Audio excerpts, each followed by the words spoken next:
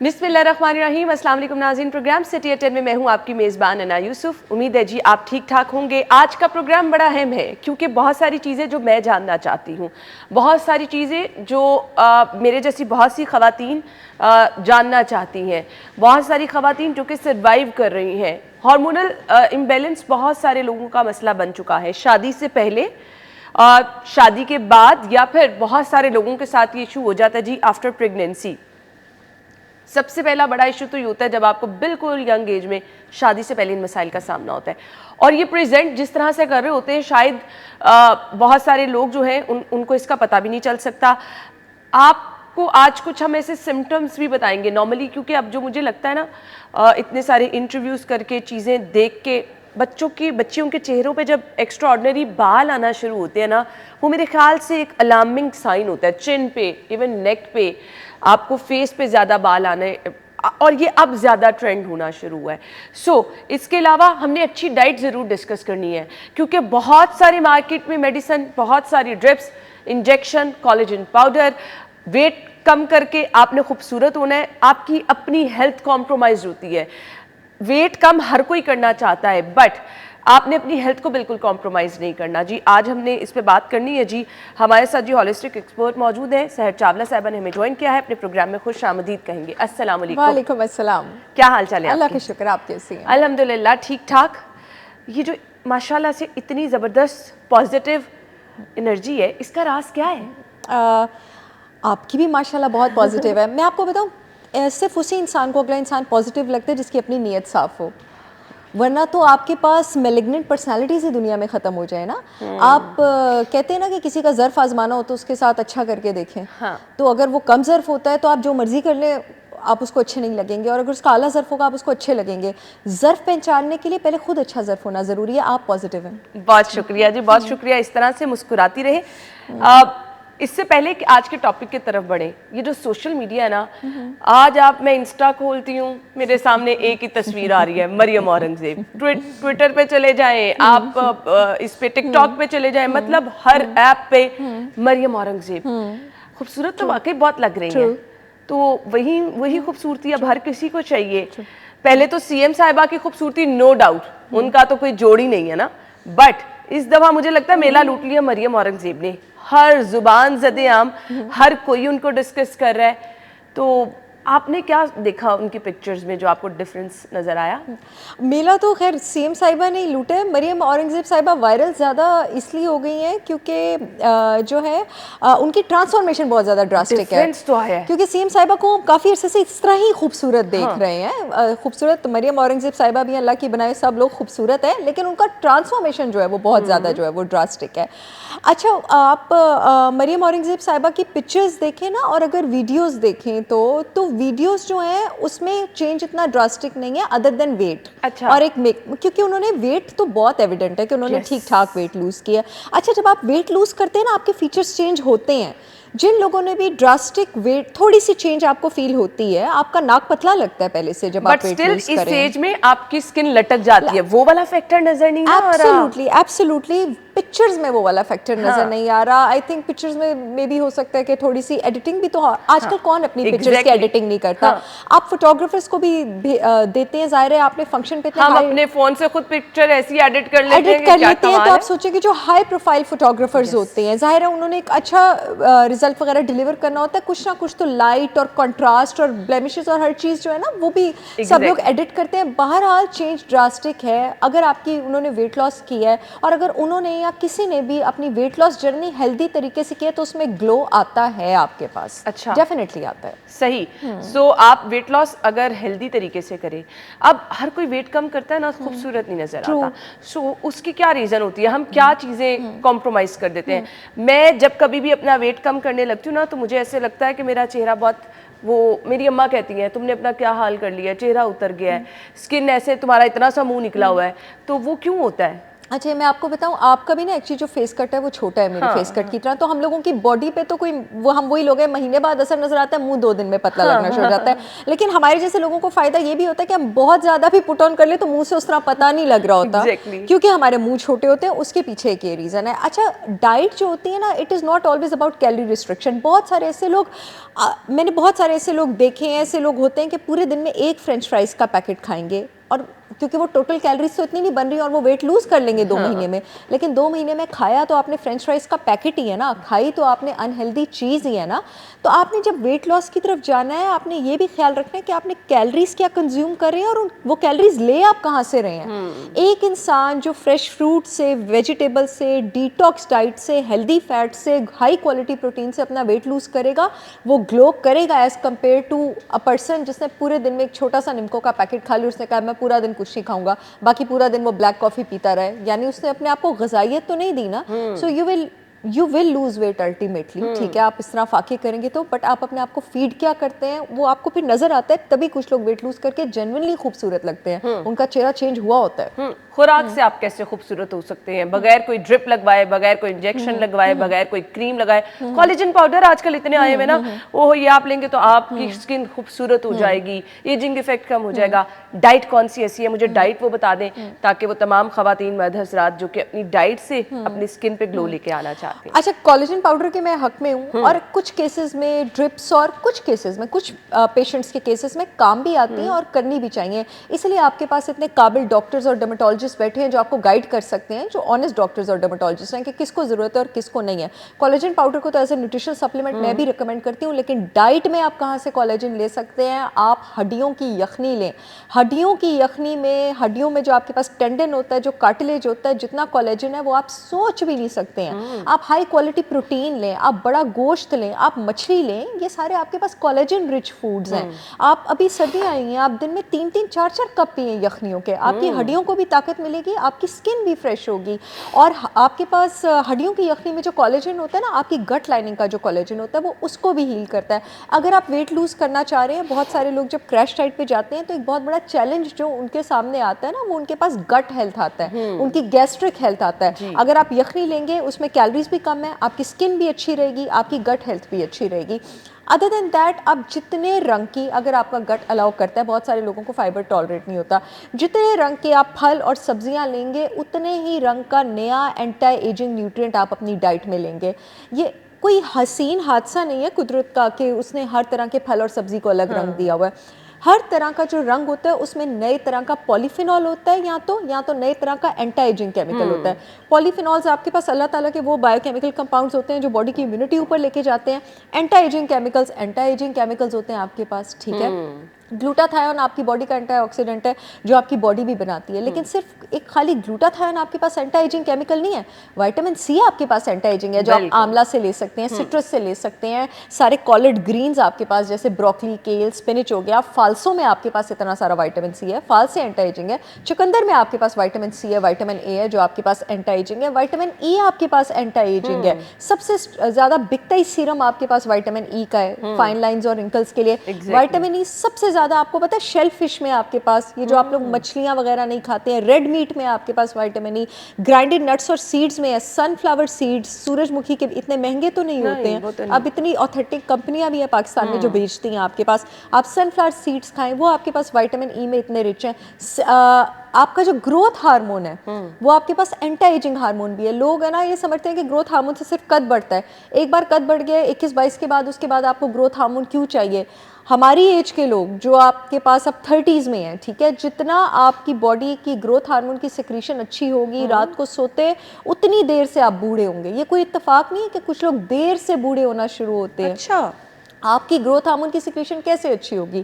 Growth hormone को secretion के लिए आपके मास्टर ग्लैंड से, पिट्यूटरी ग्लैंड से जिंक चाहिए होता है, विटामिन ई चाहिए होता है। जिंक किस चीज़ में है सबसे ज़्यादा? अगेन बड़े गोश्त में, और हम लोग गोश्त खाते नहीं हैं। अगेन आपके पास शेल फिश में जिंक सबसे ज़्यादा है, उसके अलावा ग्राइंडेड नट्स और सीड्स में आपके पास ज़्यादा है। विटामिन ई ऑलरेडी मैं बता चुकी हूँ किन चीज़ों में ज़्यादा है। अच्छा, फिर ये एंटी एजिंग हार्मोन जो आपका ग्रोथ हार्मोन है, ये आपका सिक्रीट ने, आप दुनिया की महंगी तरीन ड्रिप लगवा लें, लेकिन अगर आप रात को जागेंगी ना, आपने बूढ़ी लगना है वक्त से पहले। है। ये मैं खवातीन को, बहनों की तरफ से बड़ा फ्रैंकली ये स्टेटमेंट बता रही हूँ, क्योंकि रात को ग्रोथ हार्मोन सिक्रीट होने के लिए सोना बहुत ज़्यादा ज़रूरी है। अगर आप रात को सोएंगी नहीं वक्त पे जल्दी तो ग्रोथ हार्मोन सिक्रीट ही नहीं होगा। फिर अगर आप रात को जागती रहेंगी आपका स्ट्रेस हार्मोन कॉर्टिसोल हाई रहेगा। आप जाके लगवा लें 3 लाख की ड्रिप और 2 लाख का टीका और आप रात को जागती रहे और आपका स्ट्रेस हार्मोन ऊपर रहेगा, आपको लाइंस फिर भी पढ़नी है। वो टीके ने सिर्फ 2 महीने ये आपने राज की बात बता दी है, यानी आपकी नींद इतनी मैटर करती है, बहुत मैटर ये वो कुदरत का एक बनाया हुआ सर्कल है जिसको आपको फॉलो करना है। आप उसके अंदर रहेंगे तो आप खूबसूरत रहेंगे। नींद का क्या कमाल है, ये किस तरह से अल्लाह ताला ने इसमें क्या क्या स्पेशल चीज़ें रखी हैं। आपको खूबसूरत भी बनाता है, आपको रेस्ट भी देता है, आपको दुनिया भर की टेंशनों से नींद आज़ाद भी करती है अगर आप प्रॉपर अच्छे तरीके से सो रहे हैं। ब्रेक ले लें जी, ब्रेक के बाद आते हैं stay with us.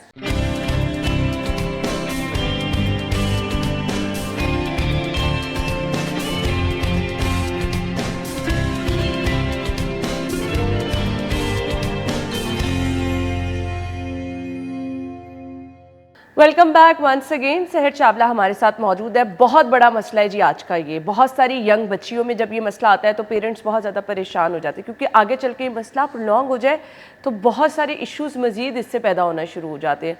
Hormone imbalance होना, इसके कुछ ख़ास सिम्टम्स भी हैं, क्योंकि बहुत सारी ख़वातीन हमें देख रही होती हैं, बहुत सारी बच्चियों को अगर पता चल जाए कि ये अगर उनके साथ हो रहा है तो ये हार्मोन इम्बैलेंस है।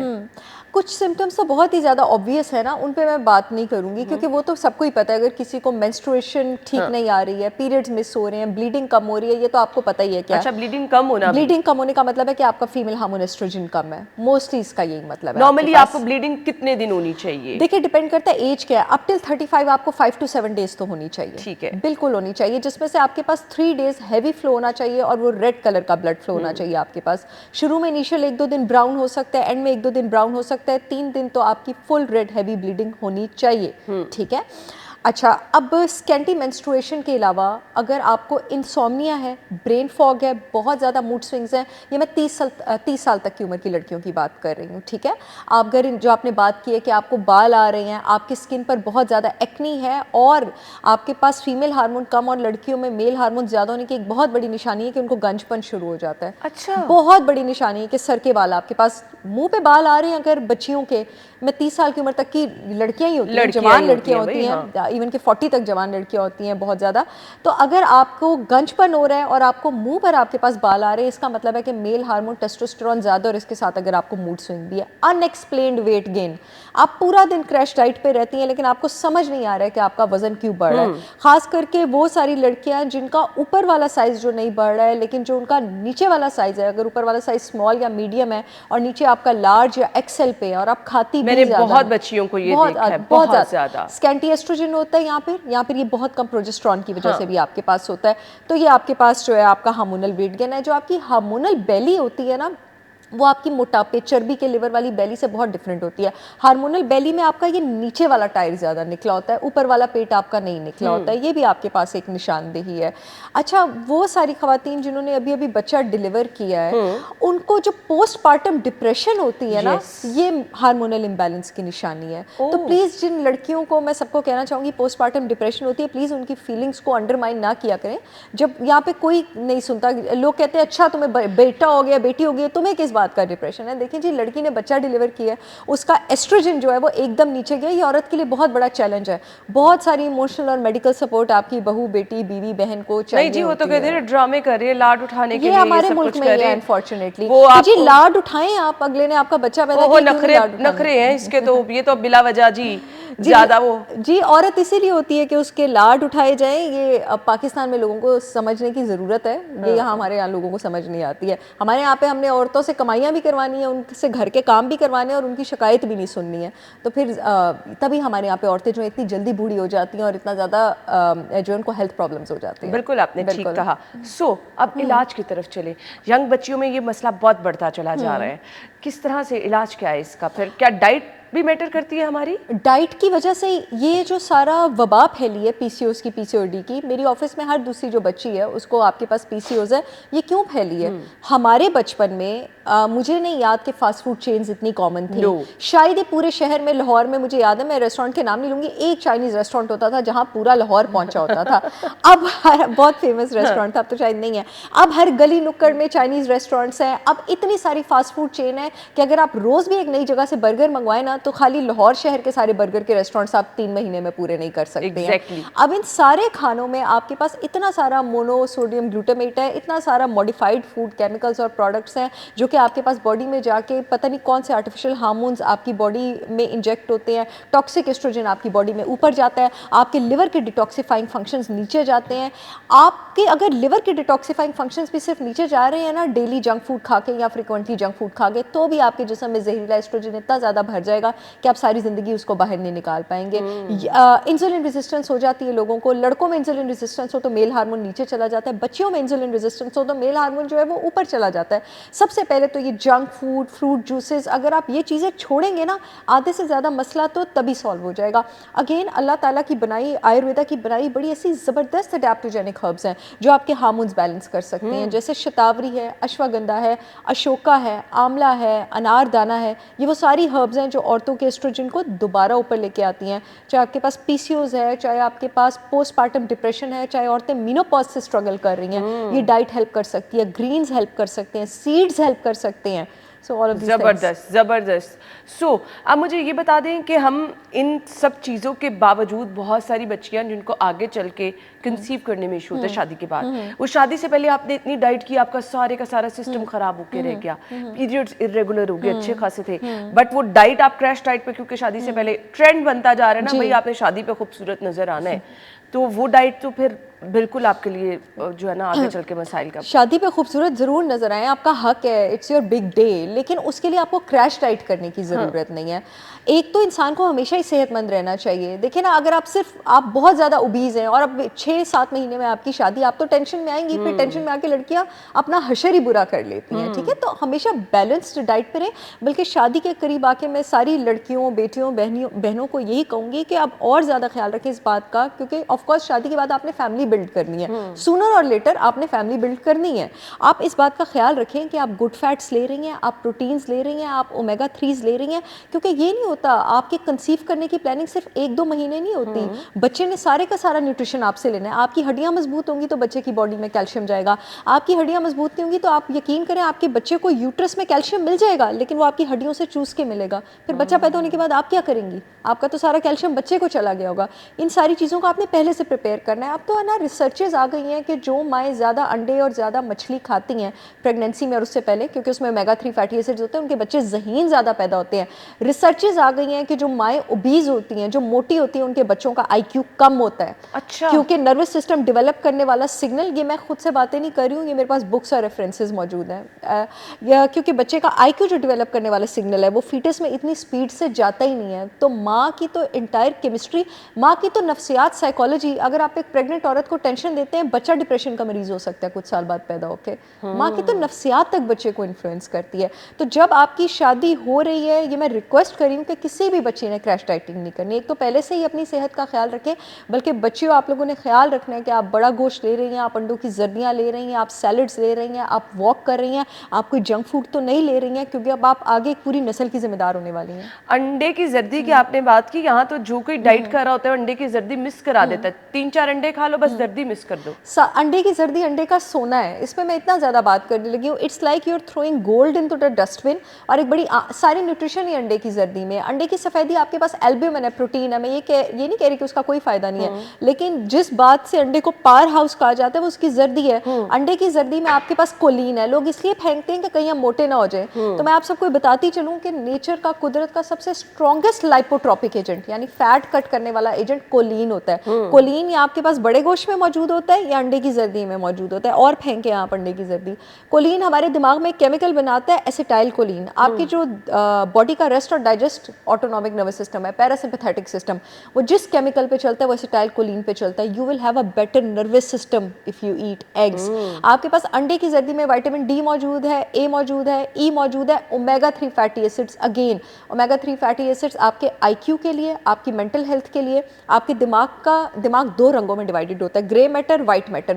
आपका जो ग्रे मैटर है वो आपकी जहानत के लिए रिस्पॉन्सिबल होता है। ये जहानत वाला आधा हिस्सा ओमेगा 3 फैटी एसिड से बना होता है, वो अंडे की जर्दी में मौजूद है। विटामिन K2 आपकी हड्डियों को स्ट्रॉन्ग करता है, कैल्शियम को सही डायरेक्शन में डिपॉजिट करता है, वो आपके पास अंडे की जर्दी में मौजूद है। हाउ कैन यू थ्रो अंडे की जर्दी? हाँ, ये बेवकूफ़ी करते हैं जी आप सबसे बड़ी। बच्चों को भी लाजमी दे, खुद भी लाजमी खाएं, जितनी मर्जी डाइट कर ले, इससे मोटापा बिल्कुल नहीं होता। आप पोर्शन कंट्रोल रख के तमाम चीज़ें खा सकते हैं, जैसे कि सहरने का।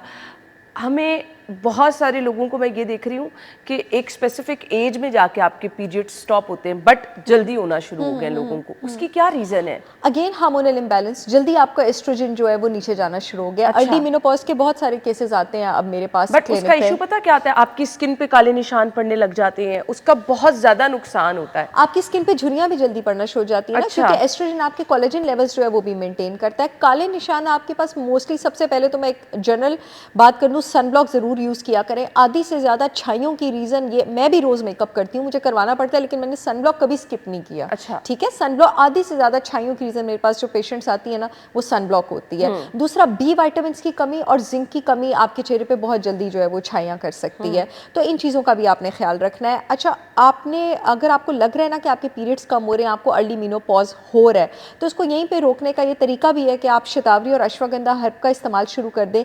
सीड साइकिलिंग की वीडियोस मेरी भी मौजूद हैं और भी डॉक्टर्स की मौजूद हैं, आप लोग सर्च करें यूट्यूब पे, फेसबुक पे। 3 महीने जो है आप सीड साइकिलिंग करें, फ़ौरन अपनी डाइट से आप सारा जंक निकाल दें और उसके साथ साथ आप हाई फैट डाइट पे चली जाएं, गुड वाली फैट डाइट पे। क्योंकि जो आपका फीमेल हार्मोन, जितने भी सेक्स हार्मोन होते हैं, उनका न्यूक्लियस फैट से बना होता है। बहुत सारी औरतों को अर्ली मेनोपॉज की रीज़न ये भी है कि वो हर वक्त लो फैट डाइट पे रहती हैं, तो उनके हार्मोन्स के लेवल नीचे जाना शुरू हो जाते हैं। सो ये इश्यूज़ हैं जी, जिसकी वजह से आपको इन मसाइल का सामना रहता है। तो आज के प्रोग्राम का मकसद भी ये था जी, हम इसको अपने सोशल मीडिया पे भी ज़रूर शेयर करेंगे ताकि आप वहाँ से भी मालूमात ले सकें। ब्रेक के बाद आपको ज्वाइन करेंगे, स्टे विद अस।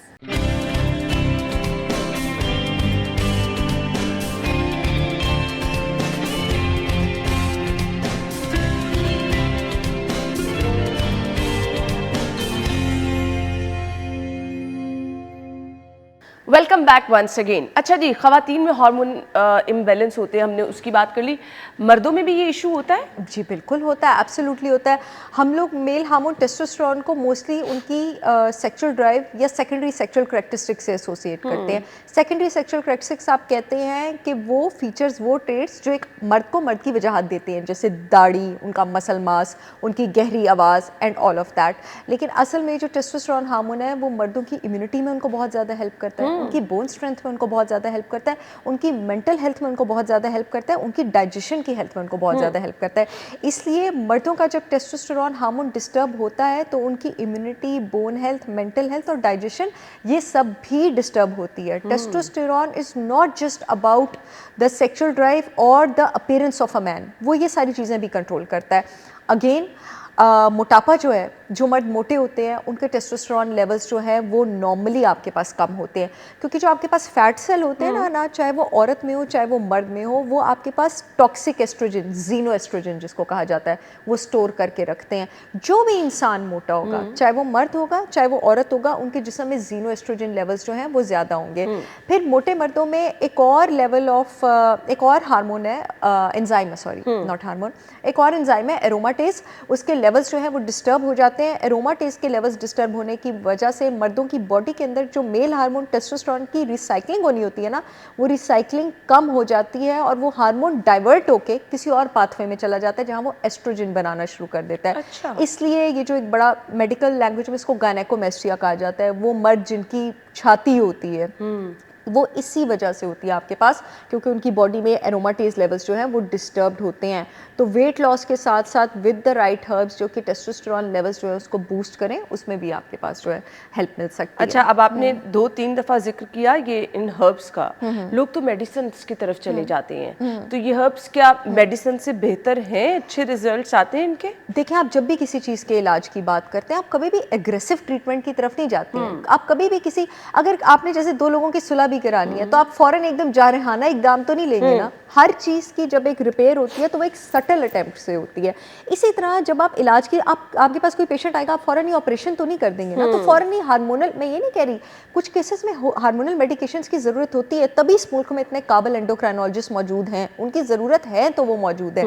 लेकिन बहुत सारी सटल चीज़ें ऐसी होती हैं जो आपके पास लाइफस्टाइल चेंजेस से और हर्ब से मैनेज हो सकती हैं। बहुत 3 बेहतरीन हर्ब्स जो मर्दों में टेस्टोस्टेरोन बूस्ट करने में हेल्प करती है। एक तो बहुत अवेयरनेस हो गई है, शिलाजीत आपके पास, मका रूट, ट्राइबलिस टेरेस्ट्रिस, अश्वगंधा, ये आपके पास हेल्प करते हैं टेस्टोस्टेरोन लेवल्स बूस्ट करने में। फिर अगेन आपके पास ऐसी डाइट होती है जो टेस्टोस्टेरोन लेवल्स बूस्ट करती है। रेड मीट आपके पास टेस्टोस्टेरोन बूस्ट करती है, आपके पास सीड्स टेस्टोस्टेरोन बूस्ट करते हैं, आपके पास एग्स टेस्टोस्टेरोन को बूस्ट करते हैं। अब जिस तरह मेरे पास पेशेंट्स आए हैं बहुत सारे लो टेस्टोस्टेरोन लेवल्स के, उनके मैं मेडिसिनल प्लान्स, रेसिपीज, टाइम लगता है, हर पेशेंट का केस डिफरेंट होता है ना, वो बना के देती हूँ डाइट चार्ट्स जिससे उनके टेस्टोस्टेरोन लेवल्स बूस्ट हों, साथ कुछ हर्ब्स, साथ कुछ supplements and all of that.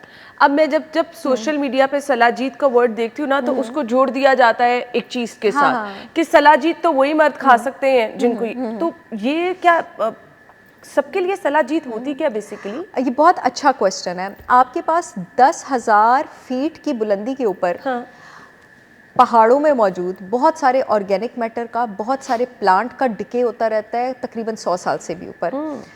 ये जब डिके होता है तो एक मादा बनता है। गर्मियों के मौसम में ये मादा जो है उसका सिक्रीशन शुरू हो जाता है। इस सिक्रीशन को कलेक्ट किया जाता है और आयुर्वेदा में इसको एक मिनरल्स की कान समझा जाता है। ये मादा शिलाजीत है और ये सिर्फ एक चीज़ के लिए नहीं है आपके पास। ये आपके पास नॉर्मली बड़ा काला स्टिकी सब्सटेंस होता है, लेकिन अब पाकिस्तान में बहुत सारी अच्छी कंपनियां इसका एक्सट्रैक्टेड पाउडर भी इस्तेमाल कर रही हैं। आप जब भी शिलाजीत इस्तेमाल करें, प्लीज़ मेक श्योर करें कि आप जिन ऑनलाइन कंपनियों से, जिन रिटेल शॉप से बाय कर रहे हैं, वो ISO सर्टिफाइड हैं, वो फूड अथॉरिटी से अप्रूव्ड हैं, तो ये पाउडर्स बहुत अच्छे इफेक्ट्स भी देते हैं। अब आप सोचें है ना कि एक पाउडर जिसमें 100 साल से ऊपर का प्लांट और ऑर्गेनिक मैटर मौजूद है, क्या वो सिर्फ एक चीज़ के लिए होगा? ये सेहत का खजाना है। शिलाजीत आपके पास 80% ऑर्गेनिक मैटर होता है, 20% आपके पास मिनरल्स होते हैं और 5% भी तकरीबन ट्रेस मिनरल्स होते हैं। वो पता है यहाँ पे तो जो मर्द हजरात यूज कर रहे होते हैं वो छुपा के किसी को पता ना चले, औरतें भी यूज कर सकती हैं। हाँ, आप यूज करें, मैं यूज करूं, इसमें इतनी ज्यादा ताकत है। आपके पास 50% जो शिलाजीत है उसमें फल्विक एसिड होता है। आपको लोगों को पता है फल्विक एसिड क्या चीज है, और थोड़ा सा उसमें ह्यूमिक एसिड मौजूद होता है। फल्विक एसिड में एबिलिटी होती है कि मैं खाने में जितने भी न्यूट्रिएंट्स ले रही हूँ, उन न्यूट्रिएंट्स को मेरे जिस्म में और ज्यादा एब्जॉर्ब करे, मुझे ज्यादा तवानाई प्रोवाइड करे। आपके पास ये इतना स्ट्रॉन्ग थेरेप्यूटिक एजेंट है, आपकी हड्डियों को मजबूत करता है, आपकी मेंटल क्लैरिटी को मजबूत करता है। हाँ, आयुर्वेदा में इसका इस तरह का यूज बहुत ज्यादा है कि शिलाजीत को दूसरी हर्ब से मिलाया जाता है, उसके साथ कंबाइन किया जाता है। अश्वगंधा के साथ भी इसको कंबाइन किया जाता है, शतावरी के साथ कंबाइन किया जाता है, मका रूट के साथ इसको कंबाइन किया जाता है, ट्राइबलिस टेरेस्ट्रिस के साथ इसको कंबाइन किया जाता है। फिर डिफरेंट चीज़ों के साथ इसको कंबाइन करके, जैसे मैं अपने पेशेंट्स को कंबाइन करके रेशोज बताती हूँ, आप इसके डिफरेंट यूजेस की तरफ इसको लेकर जाते हैं। It is a wonderful herb. चलें जी, ज़बरदस्त। तो अगर आप ये तमाम ज़बरदस्त रिज़ल्ट चाहते हैं तो आपको ये चीज़ें इस्तेमाल करना होगी। अपनी सेहत का ख्याल रखें, अच्छा लाइफस्टाइल जो है वो आपको अच्छे रिजल्ट की तरफ लेके जाएगा। और शहर की जिन बातों से मैंने जो एक वो कहते हैं ना रिजल्ट निकाला है, वो ये कि आपको नेचर के करीब जाना है, आपको अल्लाह ताला के बनाए हुए जो कुदरती एक सर्कल है ना उसमें रहना है। ये जितना भी फास्ट फूड और हम अपनी नींद पे कॉम्प्रोमाइज़ करते हैं, ये हमारे बहुत सारे इश्यूज़ को जो है वो लेकर आगे सामने आता है जी। सो वी होप कि आपके ये तमाम मसाइल जो हैं वो हल हुए होंगे। जो टॉपिक आप लोगों की तरफ से आ रहा था जी इस पे बात करें, तो वी होप कि ये तमाम चीज़ें आप तक पहुंच चुकी होंगी। Thank you so much sir. Break ले लेते हैं, ब्रेक के बाद आते हैं। Stay with us.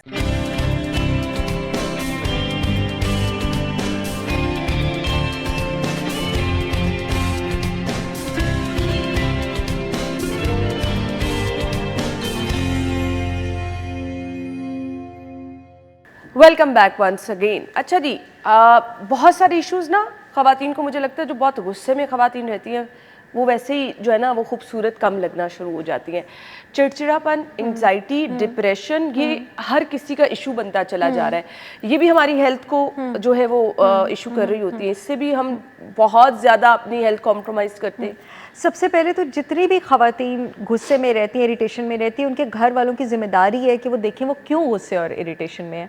बिकॉज औरत घर वालों की वजह से ही आ रहा होता है। एग्जैक्टली तो फिर घर वालों को अपने रवैये चेंज करने की ज़रूरत है। इस पर मैं अलग से भी बहुत ज़्यादा बात करती हूँ कि जो स्ट्रेस आप लोग अपने घर की औरतों को देते हैं, और बिकॉज हमारे यहाँ पे औरतों को इतना बोलने की और बताने की इजाज़त नहीं है, अपनी ओपिनियटेड होने की इजाज़त नहीं है कि वो क्या चीज़ करना चाह रही है, क्या चीज़ नहीं करना चाह रही। एक इंसान जब कई सालों तक 10 साल 15 साल 20 साल अपने मिजाज के अगेंस्ट किसी रूटीन पे चलता है, या अपनी कोई हॉबीज़ फॉलो नहीं करता, या उसको सेल्फ यूटिलाइजेशन की फीलिंग नहीं आती, वो रूह जिसको सेल्फ यूटिलाइजेशन की फीलिंग नहीं आती उसको जंग लग जाता है। हमारे मुल्क में सदियों से औरतों की रूह को जंग लगाया जा रहा है, और क्योंकि अब अवेयरनेस बहुत ज़्यादा बढ़ गई है तो औरतों में एजिटेशन बढ़ गई है।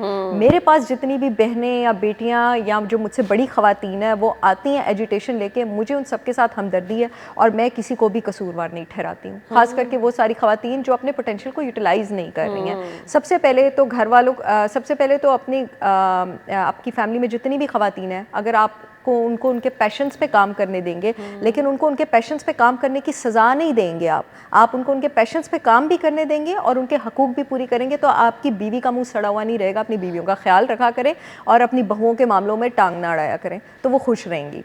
दूसरी बात, ये जो स्ट्रेस हार्मोन है जो आपके पास कॉर्टिसोल है, जब ये आपके पास बढ़ जाता है ना बहुत अरसे तक, तो ये बढ़ बढ़ के सिक्रीट हो के ख़त्म हो जाता है, उसकी सिक्रीशन ख़त्म हो जाती है, वो नीचे चला जाता है। इस फिनोमिना को ना कहा जाता है, इसमें मैंने बहुत वीडियोस की हैं, एड्रीनल फटीग। अच्छा, एड्रीनल फटीग वाले इंसान को आप कैसे पहचानेंगे? उससे इतनी सी भी टेंशन बर्दाश्त नहीं होगी, वो फट जाएगा। वो छोटे से भी आर्ग्यूमेंट पे जो लोग फट जाते हैं, मेजॉरिटी लोग एड्रीनल फटीग का शिकार होते हैं। लोग ऐसे मैं देखती बहुत हूँ। सारे लोग ऐसे हैं कि बात इतनी बड़ी होती नहीं है, सिचुएशन इतनी स्ट्रेसफुल होती नहीं है, but they can not handle it. ये सिर्फ मिजाज का मसला नहीं है, ये मसला डीपर है, ये मसला बायोमेडिकल है। The adrenal gland has stopped functioning. There are so many herbs जो एड्रीनल ग्लैंड को सूद कर सकती हैं। बहुत सारे लोगों को डिप्रेशन में बता दूं, क्योंकि हमारे पास टाइम कम है, विटामिन डी की कमी से भी होता है, विटामिन B12 की कमी से भी होता है, मैग्नीशियम की कमी से भी होता है, और विटामिन E की कमी से भी होता है। ये सारे लेवल्स चेक करवाएं, ये सप्लीमेंट्स इंक्लूड करें, बहुत लोगों का तो मूड इसी से ठीक हो जाएगा। देन एक सिंथेटिक सप्लीमेंट मिलता है एड्रीनल और कॉर्टिसोल सपोर्ट के नाम से। मेरी बहुत सारी पेशेंट्स के हस्बैंड्स आके मुझे दुआएं दी हैं कि आपने ये सप्लीमेंट स्टार्ट करवाइए। 16 जड़ी बूटियों का मिक्सचर होता है जिसमें मुलट्ठी और भी काफ़ी सारी हर्ब्स होती हैं। ये आपके कॉर्टिसोल सिस्टम को रीसेट करने में हेल्प करता है। अगेन, शतावरी और अश्वगंधा क्वीन और किंग है स्ट्रेस रेगुलेटिंग हर्ब्स के। ये हर्ब्स अपनी रात में इंक्लूड करके आप अपने स्ट्रेस लेवल्स को और मूड को भी कंट्रोल कर सकते हैं। किस तरह से आपने इनका इस्तेमाल करना है? इनका पाउडर इनका बेटर है, आप ले लें। 1 टीस्पून आप ले लें शतावरी का, 1 टीस्पून आप ले लें अश्वगंधा का, ठीक है। और सिर्फ वो लोग जो थायराइड मेडिसिन ले रहे हैं ना, उन्होंने ये नहीं लेना है, थायराइड की मेडिसिन के साथ इंटरफेयर करती है, बाकी ये सब लोग इस्तेमाल कर सकते हैं। दही में ले लें, दही अगर आपको सूट नहीं करता पानी में ले लें। थोड़ी देर में आपका मूड भी कुछ रातों में बेटर होना शुरू हो जाएगा, आपकी स्लीप भी बेटर होना शुरू हो जाएगी। लेकिन उसके साथ साथ ये बहुत ज़रूरी है कि आपके आसपास का माहौल टॉक्सिक ना हो। आप शतावरी और अश्वगंधा ले लें, लेकिन सुबह उठ के आपको कोई गालियाँ निकाल रहा हो, आपके साथ बदतमीजी कर रहा हो, तो all of the shatavari and ashwagandha would help. सही। सो आपके मूड के लिए और जो चिड़चिड़ापन है उसके लिए आपने क्या करना है वो भी हमने आपके साथ शेयर कर दिया। Thank you so much sir, आपके टाइम का बहुत बहुत शुक्रिया। नाज़रीन, हमें आपसे चाहिए इजाज़त दीजिए। अल्लाह हाफ़िज़।